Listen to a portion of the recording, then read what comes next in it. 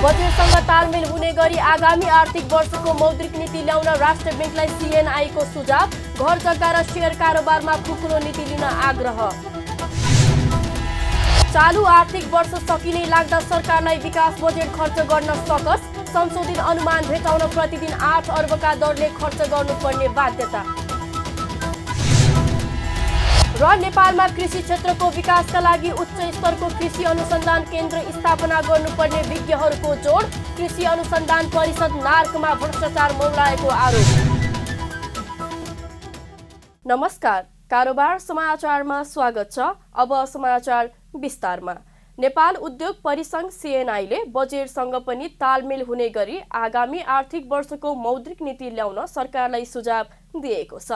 नेपाल राष्ट्र बैंकले आगामी आर्थिक वर्षको मौद्रिक नीति सार्वजनिक गर्ने तयारी गरिरहँदा नेपाल उद्योग परिसंघले यस्तो सुझाव दिएको हो। कारोबार अनलाइन टिभी संघको कुराकानीमा परिसंघका अध्यक्ष राजेश अग्रवालले बजेटले लिएको आर्थिक वृद्धिको लक्ष्य हासिल गर्न सोही अनुसार कर्जा विस्तार हुनुपर्ने बताउनुभयो। उहाँले 6% को आर्थिक वृद्धिका लागि निजी क्षेत्रमा जाने कर्जा विस्तार कम्तीमा 12% को वृद्धि हुनुपर्ने भन्दै यो आर्थिक वर्षमा 5% पनि नहुने देखिएको बताउनुभयो। उहाँले आगामी आर्थिक वर्षको मौद्रिक नीति यसै विषयमा फोकस गर्न राष्ट्र बैंकलाई सुझाव दिनुभयो। मोनेटरी पोलिसी तपाईको यससँग बजेटसँग पनि रिलेटेड हुन्छ हैन। एउटा कुरा त अब बजेटले 6% ग्रोथको टार्गेट लिएको छ। अब हामीले ग्रोथको टार्गेट 6% पुर्याउने हो भने हैन, त्यो हिसाबको क्रेडिट एक्सपेन्सन हुनु पर्यो। अहिले हाम्रो सेन्ट्रल ब्याङ्कले के गरेछ भने क्रेडिट ग्रोथ बढी भयो, त्यो भने घटाउनेतिर लागेको छ। हामीले नर्मली डेटा हेर्ने भने गत 3 वर्षदेखि कन्टिन्युअसली हाम्रो क्रेडिट ग्रोथ 21% को हाराहारीमा थियो। तर यो आर्थिक वर्षमा जुन राष्ट्र ब्याङ्कले यो क्रेडिट कन्ट्र्याक्सनको पोलिसी ल्याएको छ, यो हाम्रो वैशाखसम्म 3.7% मात्र ग्रोथ छ क्रेडिटको हैन। त्यो कारणले यो आर्थिक वर्षमा हाम्रो 5% पनि क्रस होला जस्तो छैन। तर के हुन्छ भने तपाईको त्यो जुन जीडीपी ग्रोथ हामीले चाहेको छ त्यसको लागि लगानी हुनु पर्यो।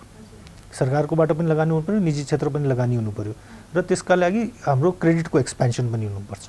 त हाम्रो डाटाले के भन्छ भने यो 6% को क्रेडिट ग्रोथ हामीले जीडीपी को ग्रोथ चाहेको भने हामीले 12% को कमसे कम क्रेडिट ग्रोथ चाहिन्छ। त्यो एक्जिस्टिङ लोनमा जुन प्राइभेट सेक्टरमा लोन गएछ अथवा जुन ब्याङ्कको लेन्डिङ छ त्यसमा कम्तीमा 12% को ग्रोथ हुनुपर्छ। हाम्रो पोलिसी त्यो लाइनमा आउनु पर्यो, न कि अब जुन लास्ट इयर हामीले त्यसलाई सीमित गर्न खोजेको थियो 5%, त्यसलाई 12% कसरी लाने भन्ने पोलिसी ल्याउनु पर्यो। परिसंघका अध्यक्ष अग्रवालले घर जग्गा र शेयर कारोबारमा सरकारले घटाएको मार्जिनमा केही खुकुलो गर्न माग पनि गर्नुभयो। उहाँले घर जग्गा कारोबार र शेयरमा मार्जिन घटाउँदा तथा किता काट रोकिएको कारण पनि बजारमा पैसा परिचालन हुन नसकेको भन्दै यसको मार्जिनमा केही खुकुलो हुनुपर्ने बताउनुभयो। यी क्षेत्रमा कडाई हुँदा अहिले सरकारी क्षेत्रमा असर देखिएको उहाँको भनाइ छ। परिसंघका अध्यक्ष अग्रवालले कोभिडका बेला असल कर्जामा लगाइएको प्रावधान घटाउन र सीआरआरमा सुधार गर्न माग पनि गर्नुभयो। उहाँले अहिले बैंकमा पैसा पर्याप्त रहेको भए पनि बैंकले बजारमा दिन नचाहेको भन्दै यस्ता विषयमा ध्यान दिन आग्रह समेत गर्नुभयो। केही सेक्टरहरू छ जुन सेक्टर्समा के छ भने पैसा घुम्छ, जस्तो कि अब घर जग्गा कारोबार छ, यसमा गभर्नमेन्टले अब मार्जिन घटाइदियो हैन। घर जग्गा एउटा सेक्टर हो कि जसमा पैसा फ्री फ्लोले घुम्छ कि पैसा बजारमा घुम्नु पर्यो अनि त्यसपछि डिमान्ड क्रिएट हुन्छ। अब घर जग्गामा ठिक छ, हाम्रो राष्ट्र ब्याङ्कको सोच छ कि अलि बलुनिङ भयो, धेरै प्राइस बढ्यो भन्ने कुरा कन्ट्रोल गर्नु ठिक छ, तर मेबी अब त्यसलाई अलिकति अर्को ढङ्गले गर्न सकिन्छ कि भन्ने पनि। अनि त्यो मार्जिन लेन्डिङ अलरेडी 40% भनेपछि धेरै कम हो, त्यसलाई 30% गरिएको छ। शेयर मार्केट एउटा पैसा घुम्ने एउटा ठुलो माध्यम हो, त्यसमा पनि मार्जिन घटाइएको छ। त्यसको साथमै शेयर मार्केटमा तपाईँको रिस्क वेटेड एभरेज 150% पुर्याइएको छ हैन। अब यो सब कुराहरूले गर्दाखेरि यसको एउटा ठुलो मार। अनि अर्को कुरा मैले बिर्सेँ, किता काट रोकिएको छ। त्यो चाहिँ एउटा ठुलो समस्या हो कि किता काट भनेपछि यो हाम्रो के हुन्छ भने रोक्ने कुरा तुरन्त हुन्छ, तर रोक्नुभन्दा पहिला त्यसको होमवर्क गरेर त्यसलाई रोकौँ कि त्यसको इफेक्ट के हुन्छ भन्ने हेर्दैन कि अब एकचोटि रोकिसकेपछि खोल्न गाह्रो, जबसम्म नियम बनेन अथवा नियमावली बनेन खोल्न गाह्रो। त्यो कारणले अब यो 3 सेक्टर अलिकति रेस्ट्रिक्ट हुँदाखेरि यसको असर हाम्रो सहकारीमा परेको छ हैन। सहकारीको जुन अहिले पैसा दिन नसक्ने भन्ने छ, डेफिनेटली केही अलिकति बदमासी गरेका सहकारी पनि होला, तर अहिले राम्रो राम्रो सहकारीको पनि त्यस्तो कुरा आइरहेछ, किनभने उनीहरूको पनि लगानी छ, सेयरमा अथवा जग्गामा कतै लगानी गरेको होला, तर अहिलेको यो सिचुएसनले गर्दा उनीहरू पनि त्यो बिक्री गरेर पैसा लिन नसक्ने अवस्थामा छन् हैन। त्यो कारणले अब यो अलिक घर जग्गा सेयर त्यसलाई अलिकति खुक्लो गर्ने हो भने अनि त्यो पैसा मार्केटमा घुम्न थाल्छ भन्ने हाम्रो हो। दोस्रो, अब जस्तो अब कोभिडको बेला गुड लोनमा पनि 1.3% को त्यो प्रोभिजनिङको लगाएको छ, पहिला 1 थियो, अब त्यसलाई पनि कम गरिदिने हो हैन। अब सीआरआर त्यो बेला 4% बाट घटाएर 3% गरेको थियो, अब अहिलेको समयमा सायद म 3% को 4% गर भन्दाखेरि सायद सबैले भन्छ ब्याङ्कमा त पैसा फालाफाल छ, किन गर्नु पर्यो, त्यसको पनि म हजुरलाई एउटा दिइहाल्छु, ब्याङ्कमा पैसा फालाफाल छ तर ब्याङ्क दिन चाहेको छैन, यो कुरा पनि आइरहेछ। यस्तै परिसङ्घका अध्यक्ष अग्रवालले सरकारको नीतिले नै लगानीको बाटो रोकेको आरोप समेत लगाउनु भएको छ। उहाँले वर्किङ क्यापिटल गाइडलाइन राम्रो मनसायका साथ ल्याइएको भए पनि कर्जा विस्तार कहाँ कहाँ कसरी भएको छ त्यसलाई हेरेर उत्पादनमूलक क्षेत्रका लागि केही खुकुलो गराउन आवश्यक रहेको बताउनुभयो। उहाँले मेक इन नेपालको अवधारणा पनि यसकै आधारमा आएको भन्दै देशमै उत्पादन बढाउन सरकारको थोरै सहयोग र संरक्षण आएमा उत्पादन बढ्ने दावी समेत गर्नुभयो। परिसङ्घका अध्यक्ष अग्रवालले अहिले अर्थतन्त्रमा देखिएको समस्या आन्तरिक कारणले मात्रै नभई अन्तर्राष्ट्रिय रूपमै देखिएको प्रभावका कारण भएको भन्दै यसलाई सहज पार्न केही पोलिसी टुल्स ल्याउन सक्नुपर्ने बताउनुभयो। केही पोलिसी टुल्स ल्याउन सकियो भने समस्याबाट पार लगाउन सकिने उहाँको भनाइ छ। प्राइम सेरामिक्स प्रालीले 2 अर्ब लगानीमा प्राइम टाइल्स विथ स्टाइल उत्पादन बिहिबारदेखि नेपाली बजारमा ल्याएको छ। बिहिबार काठमाडौँमा पत्रकार सम्मेलन गर्दै कम्पनीले आफ्नो उत्पादन प्राइम टाइल्स विथ स्टाइललाई बिक्री वितरणमा ल्याइएको जानकारी गराएको हो। पत्रकार सम्मेलनमा कम्पनीका अध्यक्ष आशिष गर्गले अबदेखि देशभर प्राइम टाइल पाउने बताउनुभयो। उहाँले 50% स्वदेशी माटो प्रयोग भई उत्पादन हुने टाइल नेपालका लागि उपयुक्त हुने बताउनुभयो। उहाँले ढुवानी खर्च, उच्च भन्सार दर र अन्य अतिरिक्त खर्चका कारण टायल आम नेपाली उपभोक्ताको लागि अत्याधिक महँगो र पहुँचभन्दा बाहिर रहेको भन्दै अब प्राइम सेरामिक्सले उत्पादन गर्ने प्राइम टाइल्स विथ स्टाइलले देशको खुल खपतको 1/4 माग पूरा गर्ने विश्वास लिएको बताउनुभयो। उहाँले कम्पनीले वार्षिक उत्पादन गर्ने टायलले आयात कम गर्ने पनि बताउनुभयो। अध्यक्ष गर्गले आयातित टायल भन्दा 15-20% सस्तो मूल्यमा टायल उपलब्ध गराउने प्रतिबद्धता समेत जनाउनुभयो। अब आएर प्राइम सेरामिकले नेपाली माटोबाट नेपाल भित्रै भएको यो उद्योगले चाहिँ न्यूनतम भन्छु 15 देखि 20% चाहिँ आजदेखि नै यसको प्राइस डाउन हुन्छ। यो सो अब 200 को सट्टा हामीले 170-175 मा टाइल पाउन सक्नुहुन्छ र क्रमशः चाहिँ हामी नेपाली कच्चा पदार्थको चाहिँ हामी अझै रिसर्च गर्दैछौँ, त्यो अझै घटेर पूर्ण 100% नै नेपाली कच्चा पदार्थमा नेपालको चाहिँ खानी र नेपालको भौगोलिक स्थितिले चाहिँ नेपालमा निकै खनिज छन् र हामीले एक्सप्लोर गर्न नसकेकै हो। जसरी सिमेन्ट 20 वर्ष अगाडि चाहिँ सिमेन्टै नेपालमा उत्पादन हुन सक्छ सक्दैन भन्ने सोच थियो, त्यसले चाहिँ पक्कै टाइल उद्योगमा पनि नेपाली कच्चा पदार्थले नै हामी उत्पादन गर्न सक्छौँ। उहाँले 2 दशकदेखि हुँदै आएको टायलको आयातलाई प्रतिस्थापना र स्वदेशमै उत्पादन गर्ने उद्देश्यले कम्पनी सञ्चालनमा ल्याइएको पनि बताउनुभयो। विश्वमा सेरामिक प्रविधिमा अब्बल इटालियन बहुराष्ट्रिय कम्पनी सक्मीको सम्पूर्ण मेसिन प्रयोग गरेको यस उद्योगको उत्पादन गुणस्तरको हिसाबले कुनै पनि तवरले कम नरहेको र अन्य अन्तर्राष्ट्रिय ब्रान्डसँग समेत प्रतिस्पर्धा गर्न सक्ने क्षमता रहेको कम्पनीको दावी छ। सरकारले गएको 13 दिनमा 12 अर्ब 10 करोड 93 लाख रुपैयाँ पुँजीगत बजेट खर्च गरेको छ। 11 महिनासम्म प्रतिदिन 93 करोड 71 लाख 12 हजार रुपैयाँका दरले खर्च गरेको सरकारले गएको 13 दिनभित्रमा 12 अर्ब 10 करोड 93 लाख रुपैयाँ पुँजीगत बजेट खर्च गरेको हो। 11 महिनाको अवधिमा सरकारले कुल पुँजीगत बजेटको 40.24% अर्थात् 1 खर्ब 53 अर्ब 8 करोड 42 लाख रुपैयाँ खर्च गरेकोमा असार महिनाको 13 गतेसम्ममा 43.43% अर्थात् 1 1,65,19,35,35 रुपैयाँ खर्च गरेको छ। सरकारले चालु आर्थिक वर्षका लागि 3,80,38,45,00,000 रुपैयाँ पुँजीगत बजेट विनियोजन गरेकोमा खर्चको गति निकै सुस्त भएपछि 3,13,00,00,000 रुपैयाँ खर्च हुने संशोधित अनुमान गरेको थियो। संशोधित अनुमान अनुसार पनि अबको 18 दिनमा 1,47,80,00,000 रुपैयाँ खर्च गर्नुपर्नेछ। यसरी हेर्दा सरकारले यो अवधिमा मात्रै प्रतिदिन 8,22,00,00,000 दरले पुँजीगत बजेट खर्च गर्नुपर्ने बाध्यता देखिएको छ। चालु आर्थिक वर्ष सकिन केही दिन मात्रै बाँकी रहँदा अहिले देशभर असारे भेलसँगै विकासको बाढी बगाउने चटारो परेको छ। संघीयता लागू भएको 6 वर्ष पुरा भइसक्दा पनि विगतका वर्षमा झै अहिले पनि वर्षको अन्तिममा हतारमा विकास खर्च बढाउने पुरानै प्रवृत्तिलाई निरन्तरता दिएको छ। असारे विकास मौलाउँदा पुँजीगत बजेट खर्चको दर अप्रत्याशित रूपमा बढेको छ भने बजेट फ्रिज हुनुभन्दा जनप्रतिनिधिहरू विकास गरेको देखाउन धमाधम डोजर चलाइरहेका छन्। यता पुँजीगत बजेट सक्न चुनौतीपूर्ण देखिए पनि चालु खर्चले भने संशोधित लक्ष्य भेट्ने देखिएको छ। सरकारले 11,83,23,51,00,000 चालु खर्च मध्ये 86.37% अर्थात् 10,21,92,00,000 खर्च हुने संशोधित अनुमान गरेकोमा असार 13 गतेसम्म 77.36% अर्थात् 9,15,31,36,00,000 रुपैयाँ चालुतर्फ खर्च गरेको महालेखा नियन्त्रकको कार्यालयले जनाएको छ। यो अवधिमा सरकारले कुल बजेटको 68.5% अर्थात् 12,28,76,87,00,000 रुपैयाँ खर्च गरेको छ। नेपाल राष्ट्र बैंकका गभर्नर महाप्रसाद अधिकारीले अन्तर्राष्ट्रिय स्तरमा ठूलो सम्भावना भएको पेशा चार्टर्ड अकाउन्टेन्ट रहेको बताउनु भएको छ।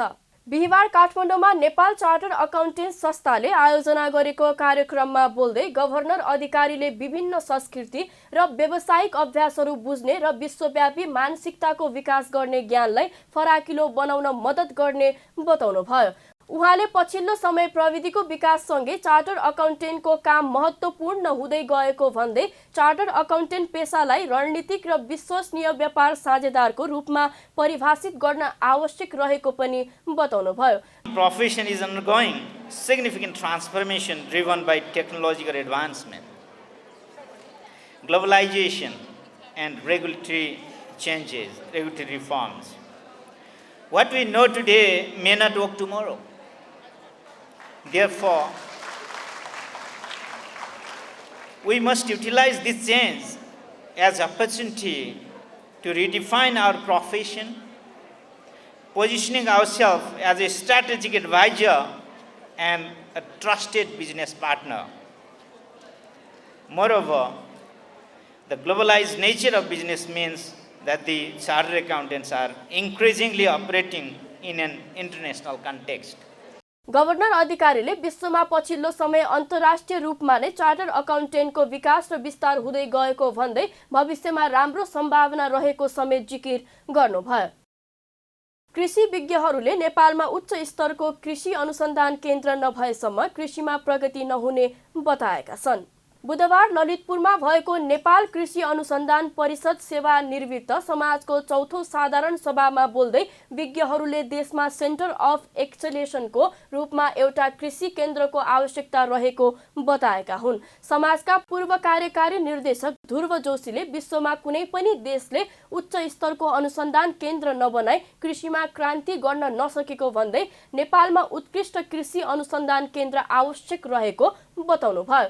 नागको फाउन्डेसन जो बन्यो नि जुन बेलादेखि बन्ने यसको जन्म भयो त्यो बेलादेखिको मेरो एउटा धारणा हो कि देशमा एउटा कृषि अनुसन्धानको चाहिँ सेन्टर अफ एक्सलेन्स जस्तो एउटा इन्स्टिट्युसन हुनुपर्छ र त्यो नभएसम्म र त्यसले फङ्सन गर्न नपाएसम्म देशको कृषिको विकासमा चाहिँ नि हुनुपर्ने प्रगति चाहिँ नि आउनै सक्दैन। यो मेरो कन्फर्म एकदम फर्म विश्वास हो मेरो र यो विश्वासलाई मैले आजसम्म पनि त्यही रूपमा देखिरहेको छु। अब इन्स्टिट्युसन त्यो कस्तो रूपमा हुनुपर्छ के रूपमा त्यो आफ्नो ठाउँमा छ तर एउटा centre of excellence in agriculture research भन्ने कुरा चाहिँ एउटा चाहिन्छ। यदि त्यो हुँदैन भने देशमा यदि त्यस्तो इन्स्टिट्युसन देशमा फङ्सनल हुँदैन भने मलाई शङ्का लाग्छ कि त्यो देशको कृषिमा चाहिने वाञ्छनीय प्रगति चाहिने हुन सक्ला। समाजका पूर्व कार्यकारी निर्देशक जोशीले नेपाल कृषि अनुसन्धान परिषद नार्कमा भ्रष्टाचार व्याप्त भएको गुनासो पनि गर्नुभयो। उहाँले नार्कमा आर्थिक चलखेलका साथै सरुवा बढुवा र नियुक्तिमा पनि भ्रष्टाचार मौलाएको दावी गर्नुभयो। अब सुरु कहाँबाट गरौँ भने नार्कको अवस्था यो किन भयो, यस्तो अवस्था अहिले आयो जुन अवस्थामा अहिले नार्क आयो र भोग्नु पर्यो, यसको मुख्य कारण हो हाम्रो नार्कमा व्यापक भ्रष्टाचार छ। भ्रष्टाचार छ भन्दै गर्दा यो मैले भन्न खोजेको होइन। मैले भ्रष्टाचार भनेको के हो भने अब आर्थिक चलखेल नार्कको काम कारबाहीमा आर्थिक चलखेल गर्ने त्यो त अवश्यै छ। त्यहाँ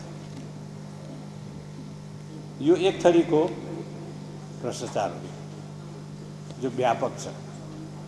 त्यहाँ सरुवा बढुवा नियुक्ति आदिमा पनि भ्रष्टाचार हुने बेला छ। कार्यक्रममा समाजका अध्यक्ष डाक्टर आनन्द कुमार गौतमले नेपालमा कृषि अनुसन्धानको अवस्था चिन्ताजनक रहेको भन्दै यही अवस्था रहने हो भने नेपालको कृषि अनुसन्धान मर्न सक्ने स्थिति रहेको गुनासो गर्नुभयो। रिसर्च कुन अवस्थामा गइरहेको छ, डाइब्याकको कुरा आयो। यो डाइब्याक मात्रै भइरहेछ कि निकट भविष्यमा डाइनी हुने हो। समाजका गौतमले नेपाल कृषि अनुसन्धान परिषद नार्क नीति नियमबाट सञ्चालन हुन नसकेको आरोप पनि लगाउनुभयो। एसियाली विकास बैंक एडिबीले नेपाललाई 6.5 अर्ब ऋण सहायता प्रदान गर्ने भएको छ।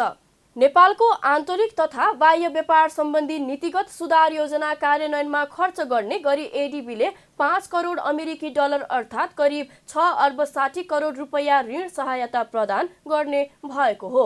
उक्त ऋण रकम जीडीपीमा व्यापारको हिस्सा बढाउने लक्ष्यमा उपयोग गरिनेछ। त्यस्तै भन्सार सुधार र आधुनिकीकरण योजना कार्यान्वयनमा समेत उक्त रकम उपयोग हुने जनाएको छ। आर्थिक सर्वेक्षण अनुसार नेपालको जीडीपीमा व्यापार र उद्योगको योगदान 14.1% छ। एडिबीको ऋण सहायता रकमले व्यापार र उद्योग क्षेत्रको विकासले प्रतिस्पर्धा बढाउनका साथै समग्र मुलुकलाई आर्थिक वृद्धितर्फ लैजान सहयोग पुग्ने विश्वास लिएको छ। सरकारले विपदका बेला उद्धार र सहयोगमा मानवीय व्यवहार गर्न आग्रह गरेको छ। विपदप्रति कार्यमा खटिने नाममा असामाजिक गतिविधि नगर्न सचेत पनि गराएको छ। बिहीबारबाट सुरु भएको दोस्रो विपद जोखिम न्यूनीकरण सम्बन्धी राष्ट्रिय सम्मेलनलाई सम्बोधन गर्दै गृह सचिव दिनेश भट्टराईले विपदका समयमा उद्धार र राहत कार्यमा खटिने नाममा पीडितहरूसँग तस्बिर खिचाउने, सामाजिक सञ्जालमा सेयर गर्ने लगायतका कार्यहरू रोक्न जरुरी रहेको बताउनुभयो। उहाँले विपदमा उपस्थिति दर्ता गराउने होडबाजी बढेको भन्दै विपदका बेलामा उपस्थिति दर्ता गराउन मात्रै विपद स्थलमा नजान आग्रह गर्नुभयो। उहाँले विपद रोकथामका कार्यमा राज्य एक्लैले मात्रै नसक्ने भन्दै सम्बन्धित निकायहरूसँग समन्वय गरी राहत र उद्धार कार्यमा खटिनु आवश्यक रहेको पनि बताउनुभयो। उहाँले सरकारले विपदबाट बस्न 3 चरणका तयारीहरू गरेको पनि जानकारी गराउँदै सरकार र सरकार मातहतका निकायसँगै गैर सरकारी सङ्घ संस्थाहरूको पनि विपद व्यवस्थापन र न्यूनीकरणका लागि सहयोगको आवश्यकता रहेको बताउनुभयो। सबैभन्दा महत्त्वपूर्ण समय ड्युरिङ इम्प्याक्ट गृह मन्त्रालयको भूमिका एकदमै क्रिटिकल बनेर आउँछ। भइरहेको हाम्रो गृह मन्त्रालयले जुन कार्ययोजना बनाएर मन्त्रालय मातहतका निकाय विपद जोखिम न्यूनीकरण तथा पुनः निर्माण प्राधिकरण भयो, 77 जिल्लाका स्थानीय प्रशासनहरू भयो, अरू निकायहरूले यसमा सरकार राख्ने गैर सरकारी निकायहरू राजनीतिक दलसँग गरिरहेका काममा जे हामीले उपलब्धि हासिल गर्न सकेका छौँ त्यो वास्तवमा साझा प्रयत्न र सामूहिक प्रयासबाट सबैले लिएको साझा जिम्मेवारीबाट भएको। विपद व्यवस्थापन कार्यका लागि सरकारको तर्फबाट थप अनुसन्धान गरी रोकथाममा लाग्नुपर्नेमा समेत उहाँले जोड दिनुभयो। कारोबार समाचारमा अब सुन चाँदी र विदेशी विनिमय दर सम्बन्धी जानकारी।